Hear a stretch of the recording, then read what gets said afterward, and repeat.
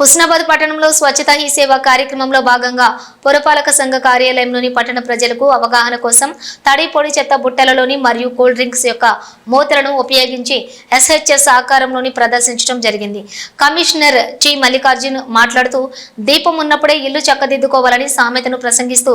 ప్రస్తుత కాలంలో చెత్త విభజన చేయకపోతే పర్యావరణ కాలుష్యం, డంపింగ్ యార్డు నిండిపోవటం, భూమి కాలుష్యం, ఉష్ణోగ్రత పెరుగుదల, అనారోగ్య సమస్యలు మరియు అనేక రకములైనటువంటి ఇబ్బందులు ఎదుర్కొంటారని, భవిష్యత్ తరానికి ఇబ్బందులు రాకుండా ఉండాలంటే ఇంటి యజమానులు అందరూ కూడా చెత్తను వేరు చేసి మున్సిపల్ వాహనానికి అందించాలని, సింగిల్ యూజ్ ప్లాస్టిక్ నిషేధించాలని, ప్లాస్టిక్ సంచులకు బదులు జూట్ బ్యాగులు వాడాలని, పట్టణ ప్రజలందరూ కూడా వారానికి 2 గంటలు శ్రమదానం చేసి పట్టణాన్ని స్వచ్ఛ పట్టణంగా తయారు చేయాలని, స్వచ్ఛతలో భాగంగా భాగస్వామ్యం కావాలని తెలియజేయడం జరిగింది. ఈ కార్యక్రమంలోని sanitary inspector Balayallam, incharge R A Prasad, CI Shankar, పర్యావరణ అధికారి రవికుమార్, వార్డ్ ఆఫీసర్లు, బిల్ కలెక్టర్లు, జవాన్లు, సారయ్య, ప్రభాకర్ మరియు మున్సిపల్ సిబ్బంది పాల్గొన్నారు.